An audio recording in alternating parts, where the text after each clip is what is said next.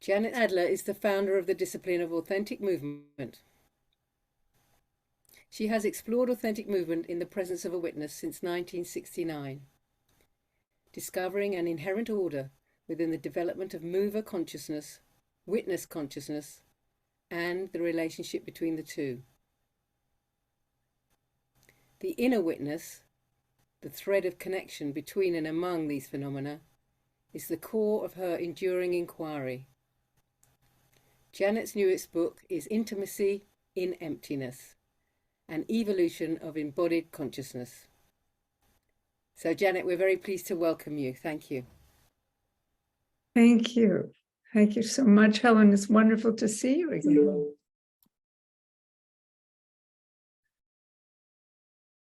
So yes, thank you for joining us, everyone. And it's Paula and I, as the editors of Janet's new book, are here also. Maybe some of you saw us yesterday. And it's my distinct pleasure, following Helen, thank you, Helen, to introduce Janet. Hello, Janet, and welcome. We so look forward to this time with you today. I'm quite in awe of this experience. Tony, I want to especially thank you. It's astounding to me what you've actually created in these 4 different gatherings, and to feel very honored and privileged that you've chosen authentic movement as one entire aspect of this summit. And I want to thank your team.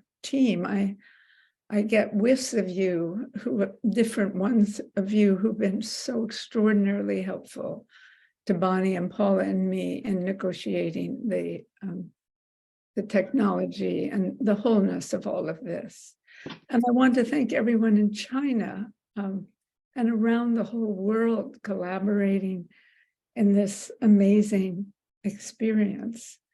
I want to especially thank each one of you today. I would most love to be able to make eye contact with each one of you. I was so moved by your words, Karen Fleischer, yesterday when you introduced Bonnie and Paula, and so moved to see you again. I'm very touched and grateful that each one of you here has chosen to spend some time with us. I also want to thank a woman named Marina Catacuzino. Maybe some of you are familiar with her new book called Forgiveness, but she's been an essential source for this inquiry that I'm about to present to you. What an enormous offering this woman is making to the world through what she calls her forgiveness project. I have learned so much from her. And Bonnie and Paula, I have had this extraordinary pleasure of having a first-time experience with the two of you in working so deeply, so intimately, so collaboratively concerning the written word, which is a great love of mine. And we've been working with words that matter tremendously to me.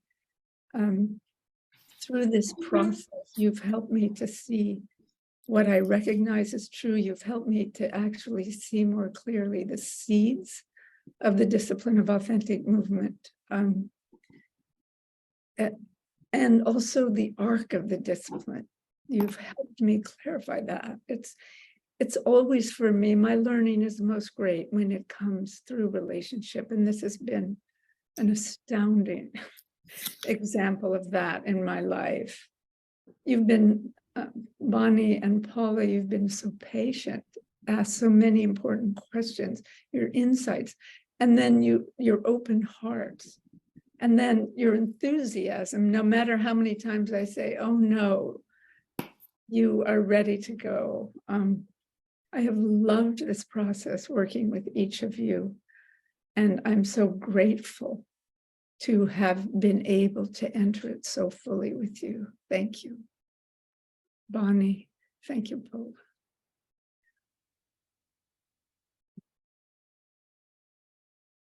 Well, it's really wonderful to have you here with so many people in the fullness of the third day of this really pretty incredible Authentic Movement Summit. I just wanted to say a couple more words as we begin. And first, I just want to thank our publisher, Inner Traditions, who generously donated 5 copies of Intimacy and Emptiness to this the proceedings. And at the end of Janet's seminar today, there'll be a book drawing, and the last 2 of these books will be given away. The book site where you can buy the book and also sign up for notifications of future events we're just in the process of posting that on chat, and we'll post it again at the end of our time together if you're interested in learning more. And I also just wanted to add that Janet is the founder of Circles of 4, a postgraduate level program since 2015 that prepares students who wish to teach the discipline of authentic movement. And information about the Circle of 4 program, and further, more information about Janet and the practice itself, can be found on the website of the Discipline of Authentic Movement, which we will also post now and at the end of this seminar. Thank you, Paula. So just a week or so ago, we recorded today's presentation, Janet speaking her presentation, in order to simplify things today. So Janet's presentation is recorded, it's completely fresh, and now we are thrilled to offer it to you. We're so appreciative that Janet is right here with us and can watch her own presentation also with us. Wonderful. And we really hope everyone enjoys it. The recording is about 40 minutes long, and then afterwards we'll take about half an hour and invite questions, comments, and dialogue with Janet. So without further ado, here we go.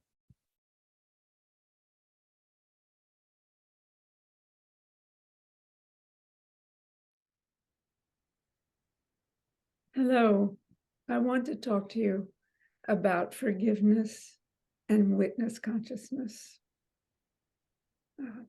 This phenomenon of forgiveness has been on my mind more and more in the last years. So I've taken some time to try to sort out what it is that matters to me about it. And I want to tell you about that. A good place to begin, actually, is with my elderhood. I am so surprised to suddenly realize that I've lived most of my life. Isn't that incredible? I've already lived all of that, most of that. And I'm not even sure, what that means. It's not about analysis. It's a little shocking, and it's very humbling. I'm very humbled by this. And also, there's an awe about it. It's like, oh, we each take our turn through the cycle of life. And the more consciousness I can bring to when it's my turn, I feel safer. I feel more ready and able for the possibility of being where I really am. One thing that's happened that interests me here is everything becomes a verb. I don't quite understand this. I mean, I know we're all learning now so much about the interconnectedness of the plants and the animals, underground, above ground, within us even. I feel it as a human being more and more part of a web. And this is very, very comforting for me. This web is filled with visible and invisible movement all the time, even in stillness. And I know that's paradox. And this interests me now at this time in my life. I know less and less about where we really are in this realm, and less and less about what we are actually doing here. And it's okay to not have any more nouns. I think in the development of a language, we need them, especially in the West. I know there are languages without nouns, but in the West, we have nouns. And I'm grateful for them. I think they ground us and make it possible for us to actually more consciously move more deeply into this web.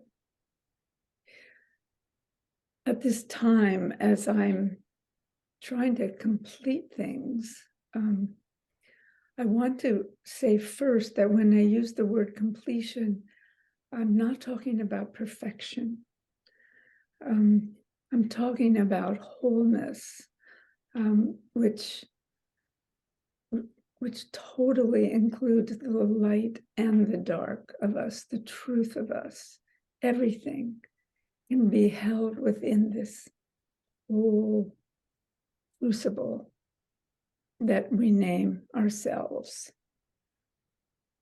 And in this crucible, it's filled with everything that's visible, and it's filled probably mostly with that which is invisible.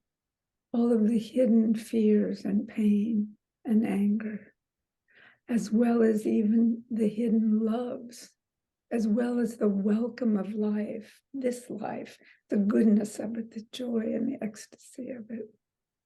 And of course, the wholeness carries death, a death of a knowing, no matter how oblique, of our own death, as well as all of the deaths that we experience as we are so alive. The death of a way we've known ourselves to be, the death of precious loved ones, the death of what might be possible. All of this is within the wholeness.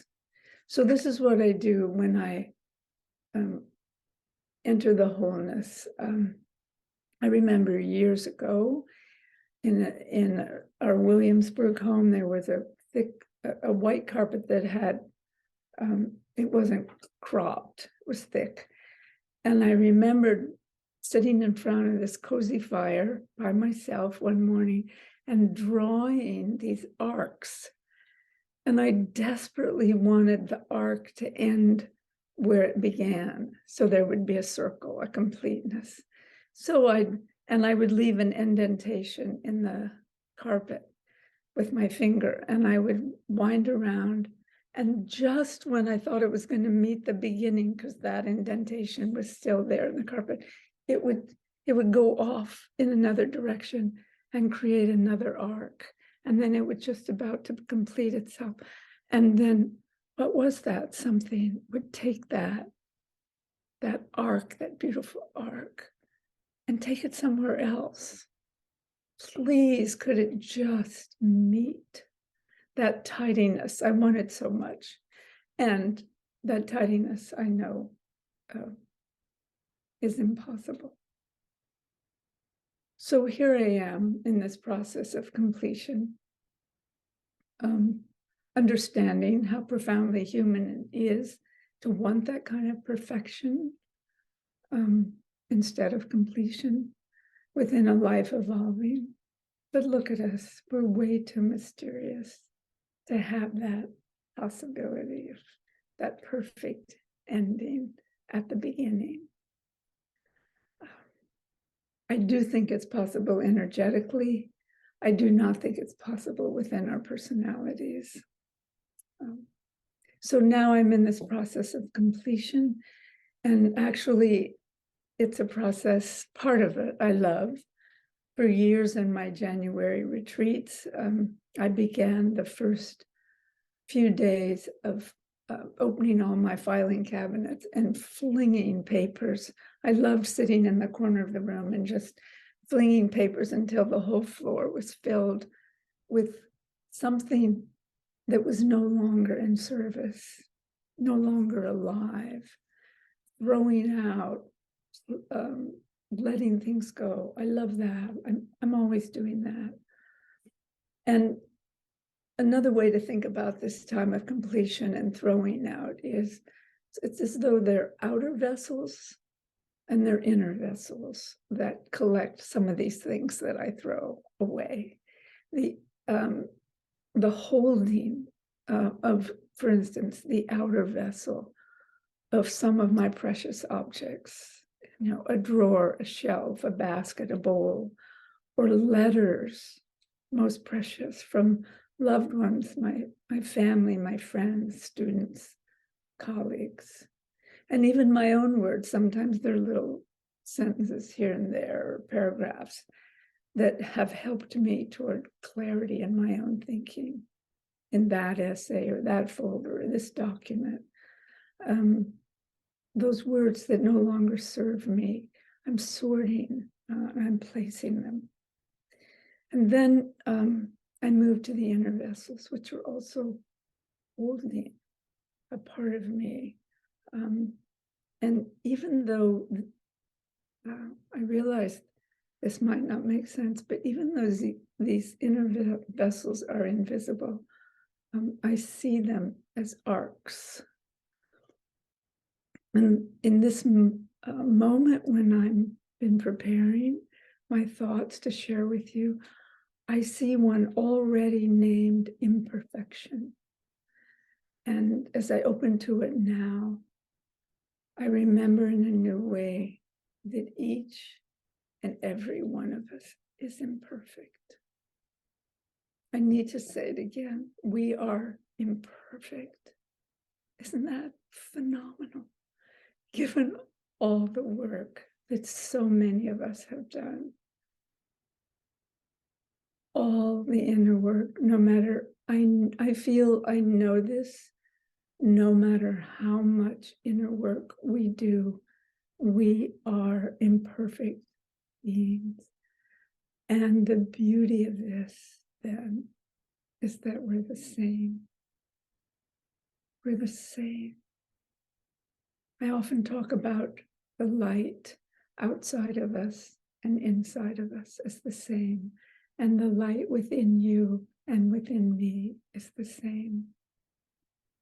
And now I want to add my imperfection, because I'm a human with my imperfections and the agony they cause me and anybody else makes me the same as each of you because of your imperfections and how much you suffer from those imperfections as they cause your own pain and your loved one's pain. Sometimes I think fear is at the source of our imperfection. Speaking of being the same, we all know, all of us know the grip of fear, the utter grip of it, literally on our bodies. And this is what's exciting to me as I connect to my own fear and realize it as a place of vulnerability. Then I can connect to yours and his and hers and theirs and all of those people. We all know that. As long as I can remember, I personally, this is just my own experience, I assume that everyone has a brilliant reason, a brilliant, brilliant reason. This makes me so sad, for acting and speaking the way they do. Of course, look at our genetic coding. Look at our personal histories. Look at what has happened to most people on the planet since they've been tiny infants. Look at how much love millions of people receive as babies, and look at how much neglect and abuse and unthinkable things that happen to children. For this reason, I've always believed that everyone actually is doing the best they can, given all the mysteries of any one individual's composition. I do not personally believe in an evil force in the world. Instead, I believe in a limitless unconsciousness, those unconscious forces that manifest in our genetic coding because of the peculiar and idiosyncratic way each of us has been formed before we're born. And then all the trauma, and I want to name the mental illness, the psychosis that millions and millions of people suffer from genetic coding and or from how they've been treated, the personal horrific experiences that are sources of excruciating darkness for people on this planet. And as I accept this truth, that it's not about an evil force in the world, it's about the boundless unconscious forces within each of us body forms. As I accept this truth, are in and all of this that causes our inevitable imperfections, then I think, okay, what is our responsibility toward our own and others' imperfections? And then I start to feel like it's time for some creative work. How can we be responsible to our imperfections instead of hide them, skew them, deny them, allow them to have a freedom in harming ourselves and others? How can we be more responsible for them? So this is why I wanted to talk to you. This is what I'm choosing to bring to you, my own thoughts now. This matters to me. And also, I feel some urgency about this in our world today. The impact of human imperfection. What I've learned in my inquiry, and this can sound very difficult for many people, but what I've learned is it's possible to actually separate the person and the act or the speech that person embodies or reflects. It's actually possible to separate, to untease, to take apart the person who's just a person, who once was a tiny little being who suffered, to separate that person from sometimes the most heinous, horrific, unbelievable acts that person is capable of. So there's a difference between who we really are and our actions and words as separate phenomena. It's possible then, if we can do that and sustain that, it's possible to forgive the person and their imperfections because we're the same. It could have been us. But we do not forgive the act. And that's why I think we get so confused. We are separate from our words and actions. And then we forget this, and then we respond without thinking. When we condemn speech and action of another or of ourselves, we're often automatically condemning ourselves or the person. So again, how do we do that work? From a place of compassion, separate the person, the light that's the same in all of us, from the unthinkable things that we say and we do.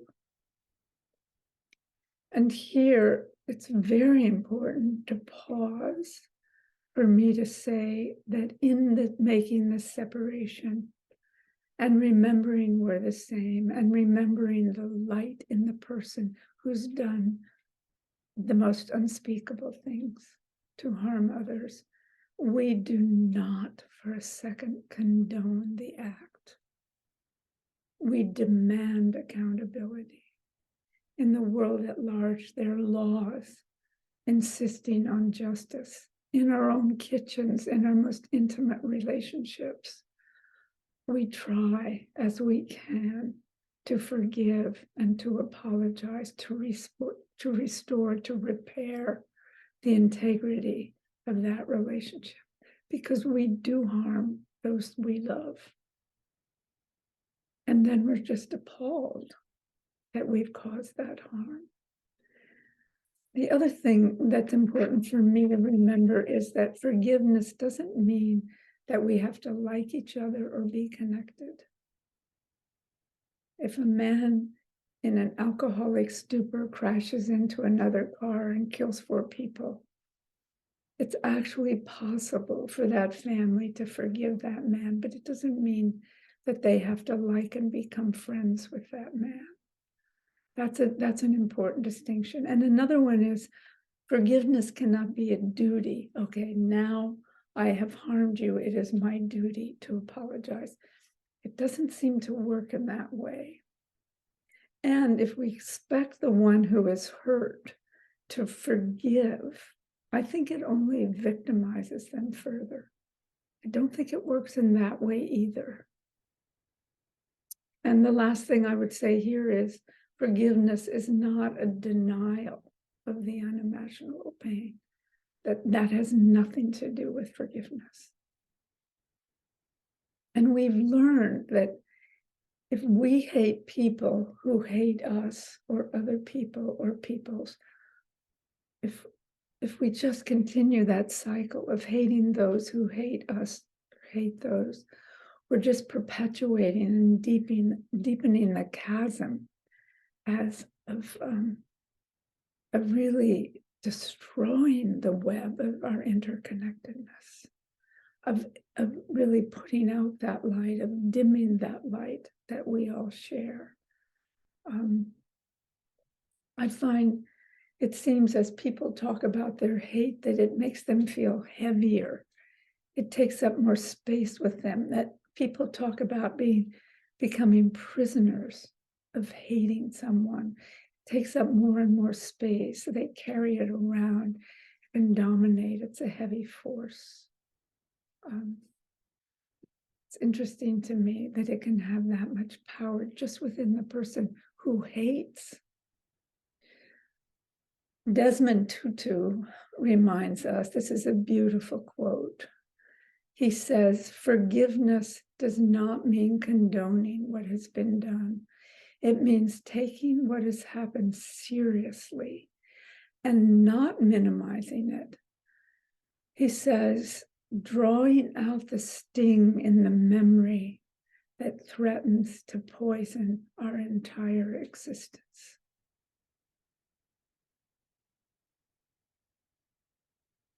End of quote. So how do we learn to experience some grace in this? How do we learn how to experience an inner peace and healing after we have been so harmed, or we have so harmed others, or we witness others harming others in the most unspeakable ways? Some people talk about guilt and shame, the difference. A process that kind of can support this inquiry.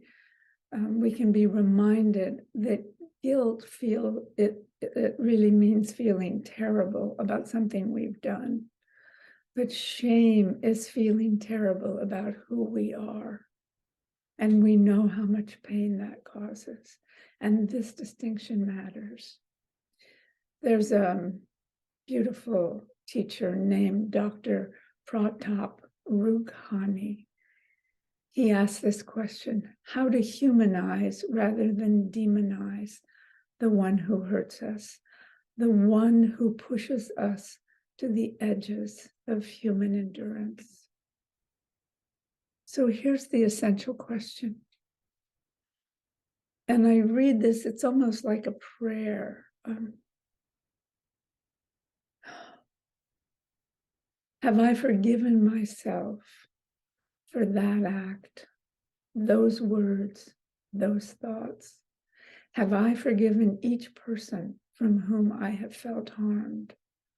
Do I forgive all those who in this moment, who in all moments are darkly, darkly, darkly harming millions of others we do not know, we cannot touch, we cannot rescue?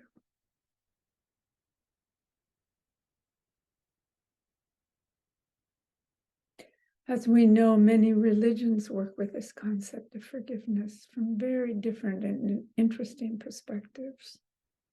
And many philosophers, I don't know how many of you are familiar with Hannah Arendt.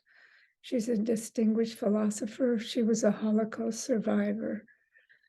And what she said is astounding. She said, the only antidote to the irreversibility of history is the faculty of forgiveness.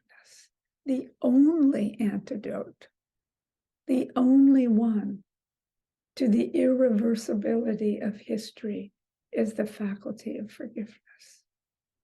And then if we go all the way to the other side, to the poet who's talking about the minute detail in intimate relationships here, David White says, all friendships of any length are based on a continued mutual forgiveness. All relationships, all friendships. We can't escape it. This is who we are. We harm ourselves and we harm each other. So then I'm interested, I think, well, let's turn to, for me anyway, to my practice, to the discipline of authentic movement. How does it prepare me to forgive? What happens when I leave the studio, the safety and the protection of the studio? What happens? Well, we know as movers, we have this extraordinary opportunity as our own pain around hurting ourselves or having been hurt from those who cared for us, as that arises, we can begin to speak about it to our witness. We can become conscious as we verbalize that pain. We can actually move into the direction of forgiving ourselves and actually forgiving our parents, our grandparents, our teachers, those who have harmed us. So for the mover, there's already a built-in way to study the phenomena of forgiveness. It seems to happen naturally as the mover comes closer and closer to fully accepting and loving themselves as the harshness of their judgment falls away. And this allows them, the mover, to forgive others and to realize that it becomes possible to forgive themselves. In the studio practice as witnesses, this is fascinating to me. I don't remember once ever being concerned about forgiving my mover, ever. It's incredible. It's not what it's about. Whatever arises in the mover, my presence as a witness is to welcome it, to hold it with them, to embrace it. My goodness, they've entrusted me with their most vulnerable places. Of course I forgive them. Of course. Of course. It's never, ever occurred to me to not forgive in the studio practice. So here's where the crunch comes. I leave the studio, I go out into the world. Many of you who practice the discipline of authentic movement or other embodied awareness practices that have such integrity, such beauty. We leave the studio, the safety of that place where we can take such risks, and we go out into the world. And what happens? No matter how much inner work we have done in the studio, we still, outside of the studio, hurt ourselves and hurt each other. Are we prepared, actually, outside of the studio, to forgive people who are not our movers, who are not entrusting us with their vulnerability? How does this happen? For me, over and over, the answer is compassion. I remember the first time I was invited to teach in Europe, and there was this marvelous group of people from many different countries. And I was chattering along, and I came to the word compassion, and suddenly everyone started speaking to each other. All the Italians were talking to each other. What does compassion mean? All the Germans were talking together. What does compassion mean? The Spanish-speaking people. What is compassion? It was the French. It was a phenomenal moment in my life. One word, which I love and stay very near study. I'm fascinated by the word, just the word itself. What does it mean? Has the discipline of authentic movement prepared us to be compassionate when we're in the world, in our kitchens, in our friendships, witnessing our international battlefields? Compassion can carry us toward forgiveness of loved ones and toward forgiveness of makers of horrific darkness in this world. I wonder where each of you are with this question. I'm very curious and look forward to hearing more from you when there's time for us to talk together about this question. Is compassion actually a possible way that we can move through these narrow passages of such hatred and destruction and such fear? Is compassion possible? As I was working on this inquiry to talk with you, I was very surprised at the end that there were new questions that I didn't expect. And now I'm excited to tell you what they're about. The first question, there are not so many. The first one, is the longing to forgive different from the direct experience of it? For me, the longing to forgive, which is a great longing in my life, no matter how well we do with that longing, for me, it is not the same as authentically feeling forgiveness. It's different. There's nothing wrong with longing to forgive. It's beautiful and it helps us, but it feels very different, that longing and authentic forgiveness. A second question, can longing for something so central actually create a veil so that longing for it becomes thinking it's real, thinking the veil is real, not the experience? So even willing it can feel as though I'm actually feeling it, but in my own learning, that's not true. So longing for it, thinking that I forgive someone or myself, is not the same as the direct experience of forgiveness. It's quite different, quite different. Maybe like a mover, we cannot will authentic movement. Maybe we cannot will forgiveness. Maybe like an artist, we cannot will authentic creative process. We cannot will authentic movement. We know that. Maybe it's similar to the artist who cannot will a creative act. So what do we do? How do we attend to this? Again, I feel an urgency in the question for our whole species. What is possible perhaps is a trust, an authentic trust in a clear intention toward forgiveness. That's the best that I've come up with. I'm eager to hear what many of you might feel about this. But I think perhaps a clear intention toward forgiveness, entrusting our inner witness to liberate us into authentic forgiveness is possible.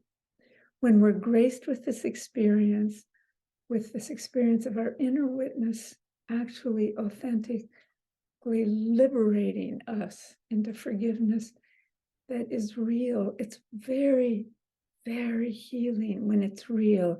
It brings an inner peace.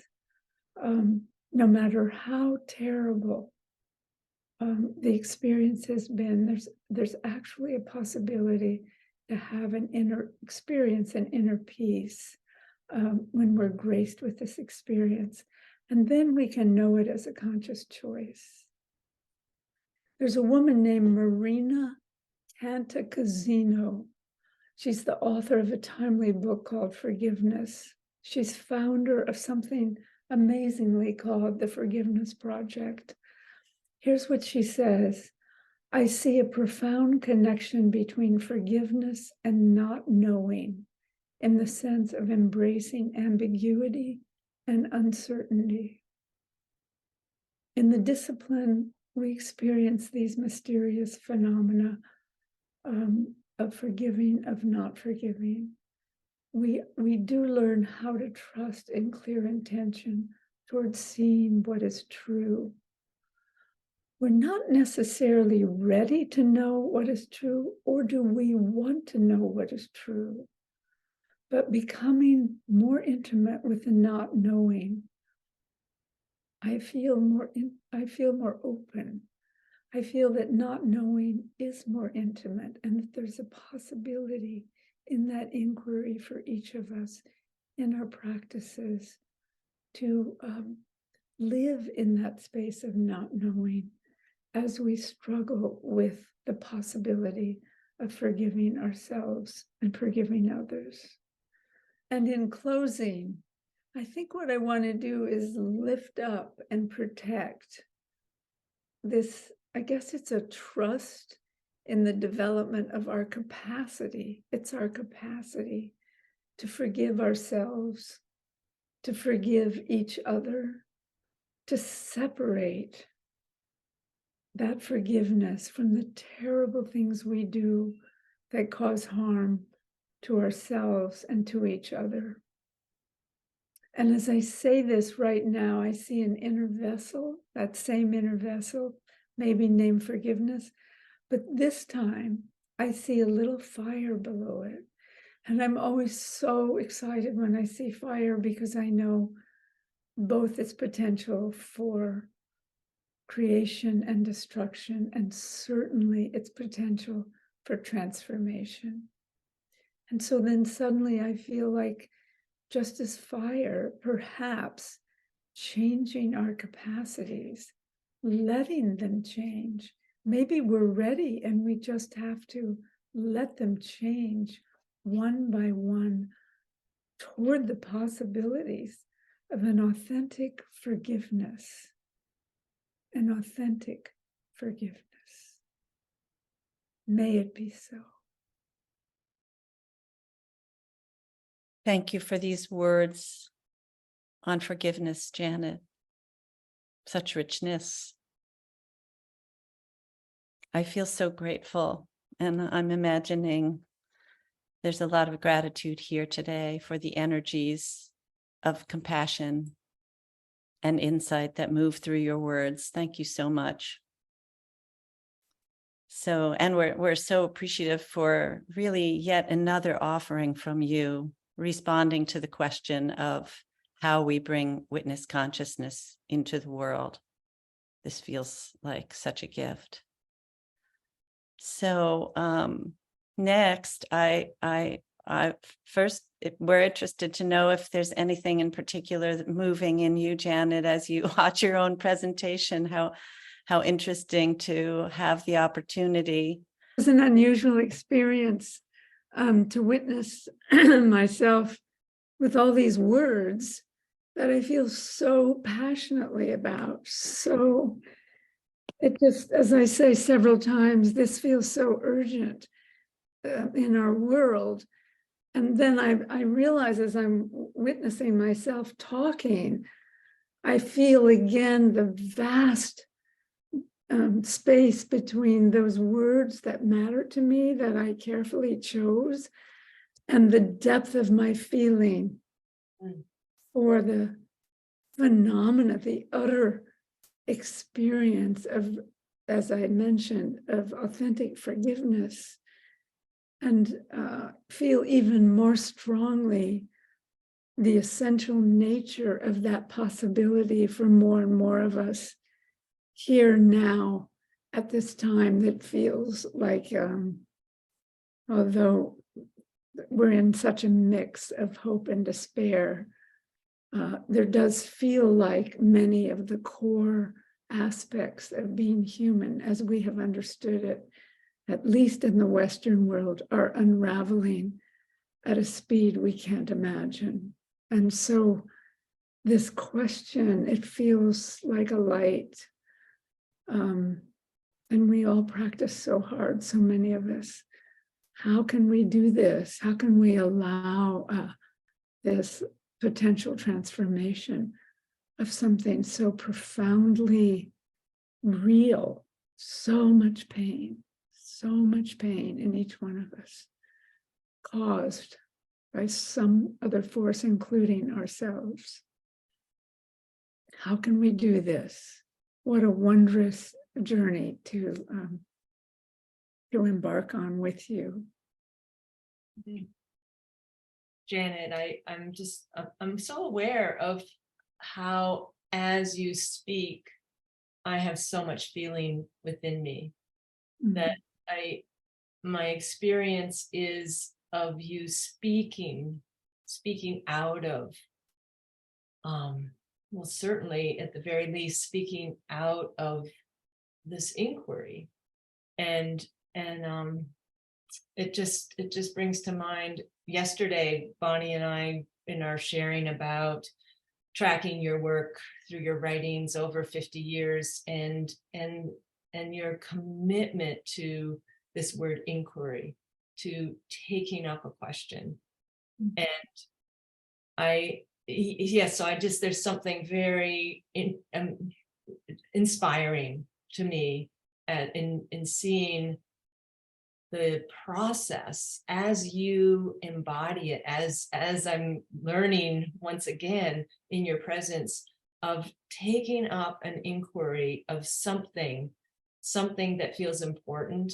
And right there, it's like it invites the not knowing, like the very act of asking this question and carrying it and working with it and letting it turn around and bring up. It feels like such an active way to grapple.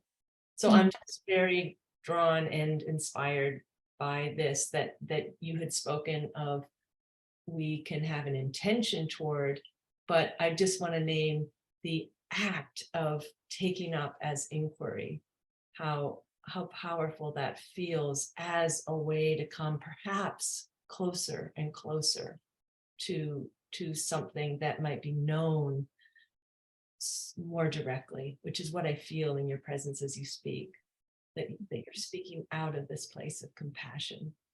Thank you.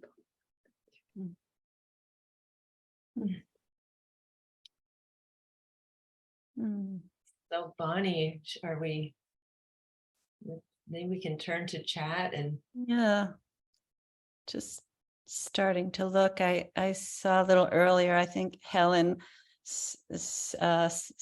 making a comment that she feels that self-compassion paves the way toward compassion for others, which feels like such a deep truth in me as well. I think you spoke of this, Janet. And then, Yeah, and I see Connor Kelly saying something that feels connected to this of having a profound memory of a moment of self-forgiveness years ago in a garage, and how that has stayed with you as a moment of grace. So that, yeah, this too, this echoing of what is happening within us that has a kind of life to it, that can become something that we can offer, are capable of offering to others. yeah, the experiences I have can recall that come to me of self-forgiveness feel like they are a foundation for something more authentic that doesn't come from so much from a longing or a willing of forgiveness, but from a direct experience in myself of forgiving myself. So that's kind of where I go in terms of trying to get close to the direct experience or close to the source of true forgiveness for others, is remembering these moments that were often very emotional or very deeply felt, viscerally felt, of forgiveness, sometimes with a lot of weeping or a lot of inner process on the way there, right? So then there's something that I know is authentic in myself about some of these moments of self-forgiveness, especially. And these feel like a foundation for actual authentic forgiveness of others. And speaking of that, Bonnie, I'm so interested in E. Connor Kelly. I remember you vividly, and I'm so interested in your comment of the intimate nature of your memory, where it happened in your garage, for instance. I think what you're talking about, Bonnie, right now really reflects how intimate these moments are and how vivid. Everything is very, very clear. As you mentioned this, E. Connor Kelly, thank you. And it's really, this is feels like a next step in a way to me, where Tamara Roberts says, collective support in forgiving has been profound for me in moving from yearning to forgive and an actual moment of forgiveness manifesting. So yeah, that collective support, the vessel, a place, a beautiful, safe enough place where we can actually do this work. And how do we cultivate this for one another in our studios and in the world?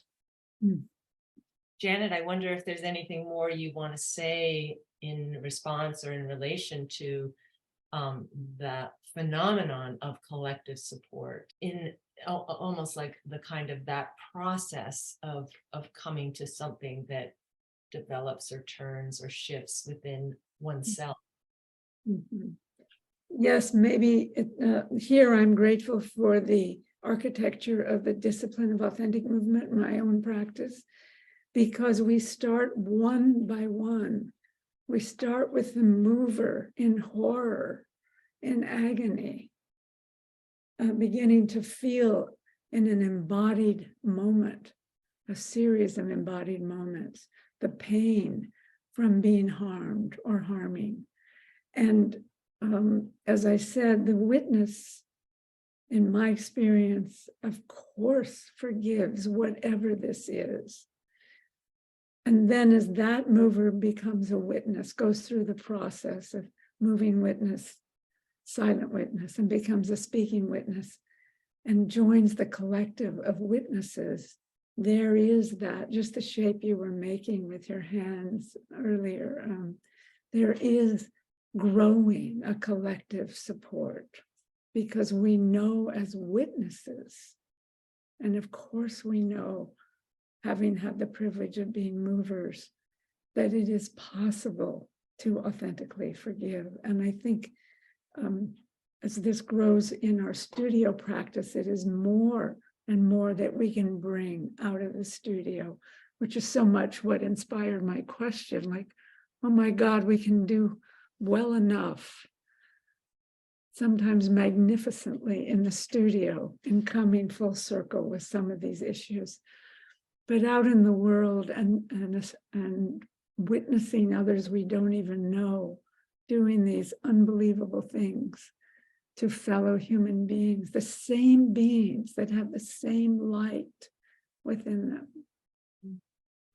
That's where it's harder to feel that collective support.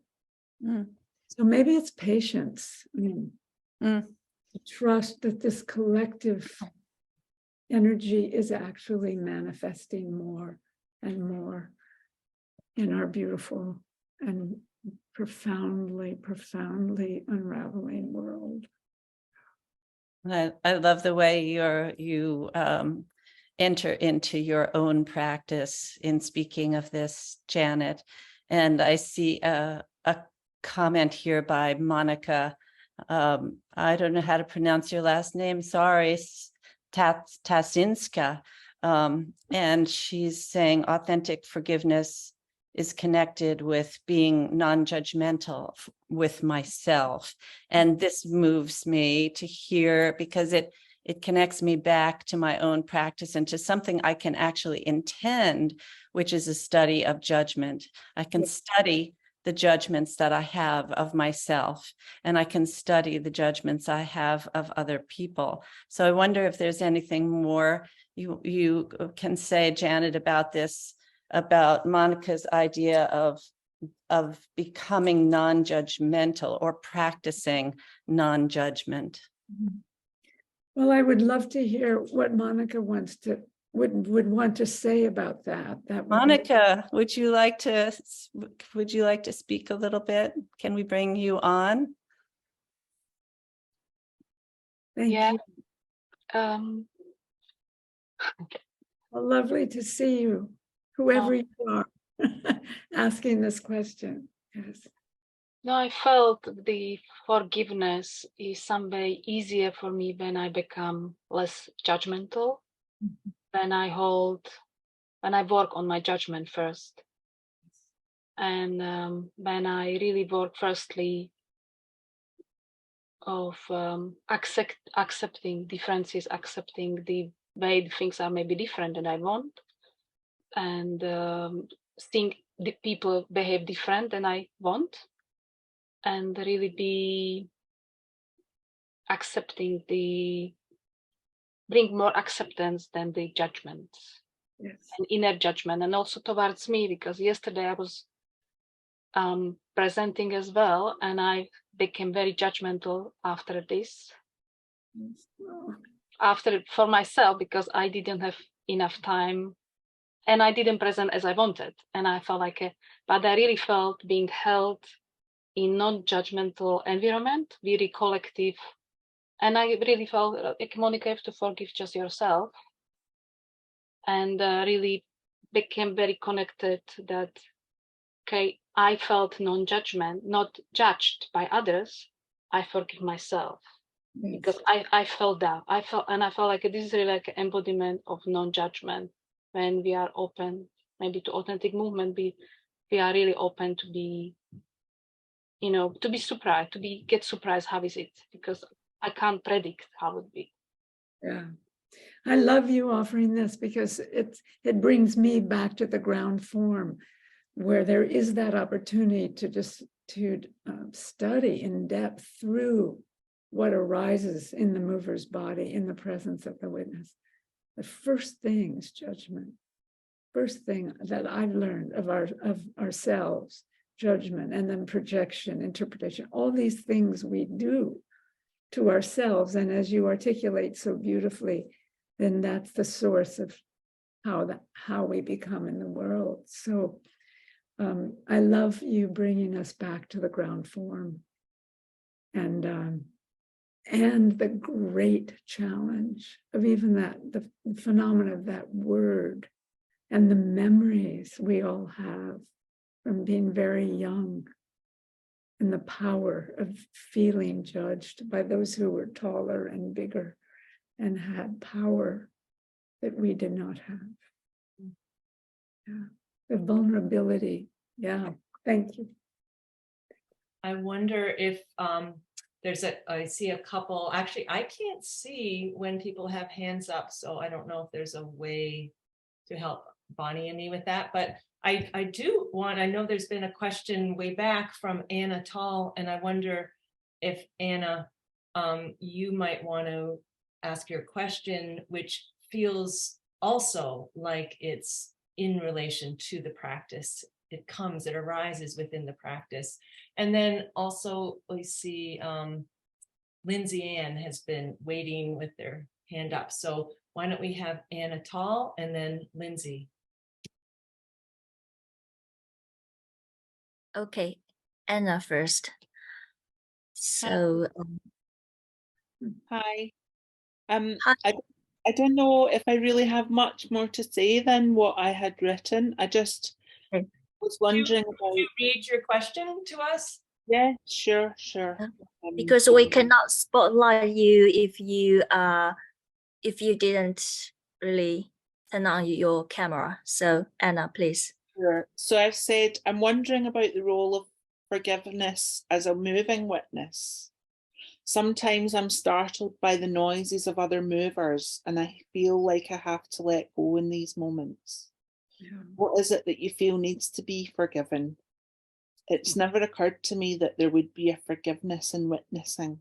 Oh, again, we're in the ground form, the moving witness. That is can be such a shocking moment when we're first on the floor with other movers and everyone's eyes are closed. I love, Anna, you naming this moment. It can be everything from terrifying to a profound relief for different individuals.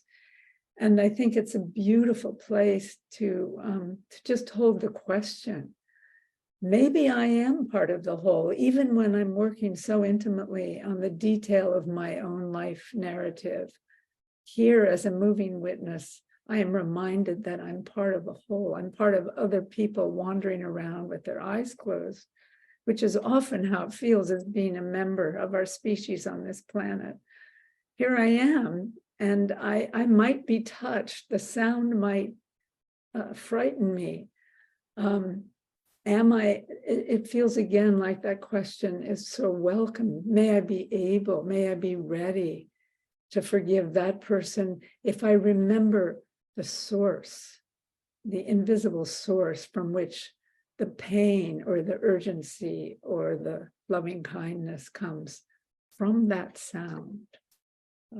Again, it's that compassion for that person and not knowing, perhaps, where the source of that sound comes or the source of that sudden touch, literally on our bodies. Thank you, Anna. Thank you. That's lovely. Thank you. So Paula, who you mentioned following? I think Lindsay Ann had her hand up. You seem like you are enjoying yourself. Yes. Yes. Okay, go ahead. First, Janet, I wanted to say that I practice authentic movement with Lauren in Boulder, and it's just very sweet to meet you in this way. And I'm very touched by the width of this inquiry, like the way that it's so specific and personal, but the way that it's global and human. So I just feel inspired to share in the name of the inquiry, one of the most profound moments of authentic forgiveness in my life was a moment when I had been hurt by someone and I had been suffering that hurt, but the suffering was a way of avoiding the full impact. Mm. And there was a moment, and interestingly, I was doing a practice called inquiry, but not authentic movement. But for some reason, in this moment, I fully bore the impact of this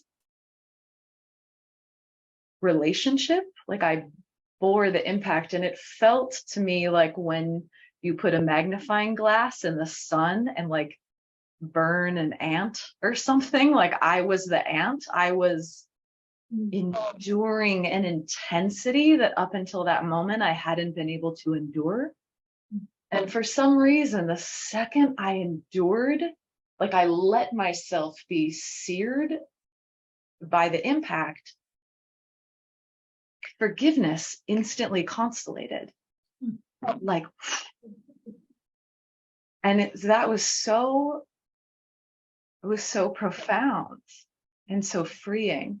So I'm touched now as I relate that experience back to the practice of authentic movement, that there's something direct in the technology of being with that is almost the same as forgiveness, or can be.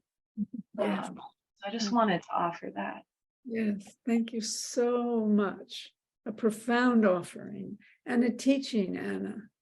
This is a real teaching. And I think, and then immediately we can imagine in so many situations, again, I think of our fear of feeling the utter pain and horror of whatever is happening. And when it's time, in relationship to our will and being ready to surrender to that pain, the healing potential of that is profound. And I love you adding the word forgiveness to that kind of moment. Thank you so much.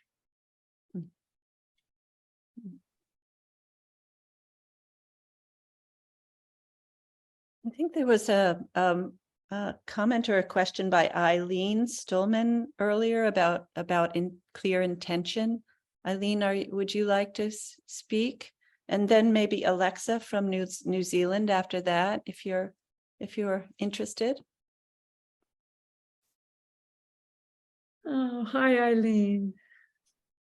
When you said clear intention, that touched me in my body. And it's something I know so well through reading you and hearing you. Clarity, finding the right word, the right thought, taking the idea through to its almost perfect place. And I so often feel that I'm not so clear in my intention, and how do I hone it? How do I hone it in such a way that I can really feel the forgiveness that I want to feel? It's more of maybe an idea than a body feel. Maybe I have to take it into movement. What would you say about clarity of intention? I feel like it's like many things, grace. I think we can try just exactly what you're saying, Eileen. We can try very hard to intend toward. In those moments when we actually do see more clearly, in my experience, I would call that grace. Yeah. More and more of life, when there is such clarity, feels utterly like grace. I feel like I have nothing to do with it. And yet, as you say, we continue to intend toward whatever it is we long for. And then sometimes there's this blessing where I'm reminded of a very, it's not about the self in that moment. I'm freed from myself. Mm. which is always wonderful. Always wonderful. Alexa, would you like to speak? No, Alexa. Hello, Janet. It's such an honor to speak to you. I I actually didn't think that would happen in my life. So I feel very blessed, and feels like a miracle that I'm actually speaking directly to you. So I just commented that I really loved when you in your talk the differentiation between being and doing, and that when in my experience, that when I stay in being within my own experience, I can it sort of leads me to see the being in the other rather than their action. Yes, it's a beautiful way to say it. And that sort of that's sort of at the root of what we call the unity of being, the unity of existence. And yeah, I guess it's all I had to share at this moment. It's touching to me, Alexis, that you bring in unity consciousness right here, because I think that's a beautiful way to describe what can happen. Because we are the same, and when we can know that directly, as you say so articulately, stay with the being. Understand that as the source. Yeah. Thank you. Thank you so much. I love you, Janet. Yeah, so I wonder if we can turn to Yuling. Yuling, would you like to bring forth your question that I think I imagine a lot of people will be interested in, what you want to raise as forgiveness toward a human being, another human being, versus toward another bigger collective such as a country. Yeah, so please. And then after Yuling, we have Verna, who has had her name up, so we could go to you after Yuling. Okay. Hi. Janet. I am. See you again. Yes, it's an honor to speak, and I'm super nervous now. You can hear from my voice. Anyway, yeah. So when I listen to your talk, and I'm really touched by that awareness of practicing and being able to nurture the awareness of forgiveness, and when we can separate, the action, also the human being. And so my question is, I feel that's easier for me to know if the other side, or who I try to offer my forgiveness to, is a person. However, I'm really troubled and really disturbed by know if the other side is a country or a political party, something like that. I'm from a country that's always under threat. So and I feel super uncomfortable talking about that right now. So yeah, just if you have any thought about that, thank you. I think what you're saying, Yuling, is brilliant, completely brilliant. It feels so human. Of course, it's as impossible as forgiveness seems to be sometimes, even with our closest ones. Sometimes that just feels impossible. To actually imagine forgiving people who, as I said earlier, sometimes we can't touch, we can't see, we can't talk to, we can't convince, for their own brilliant reasons, including psychosis. I want to name that word as I feel the acceleration of a kind of a madness that is devoid of just what you're talking about. How can I reach you there? And if I can't, and in the midst of all the harm that you are causing, how then can I forgive you? It pushes us even further And maybe some people would say it's easier to forgive those we don't know and can't see, even though they're doing terrible things, than our own mother or father or husband or wife or child. It's such an interesting question. Thank you.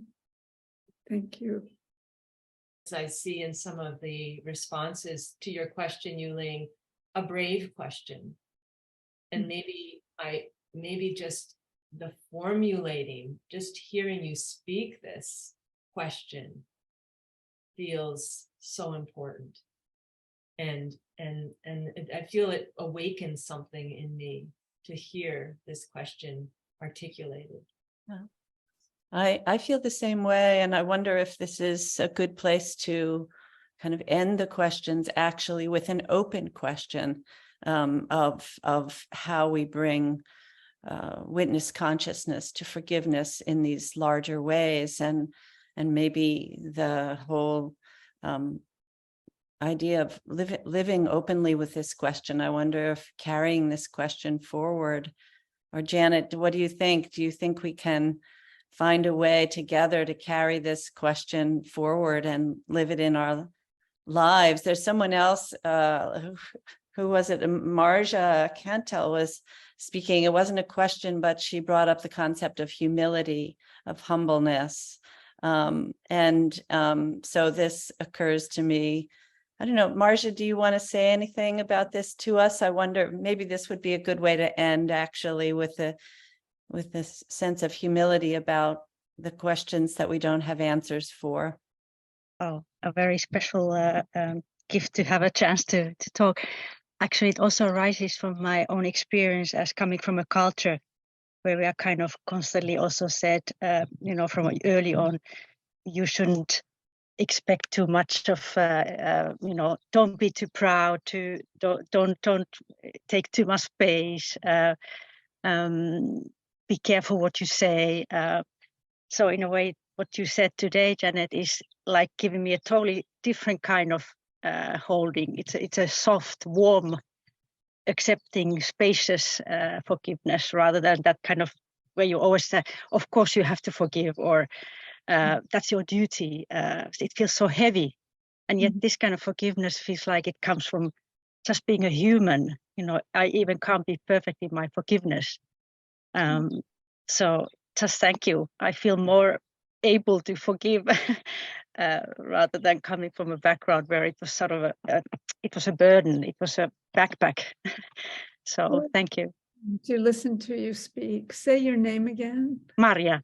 I met you in Galiano Island with Päivi and some others. So I thought I recognized.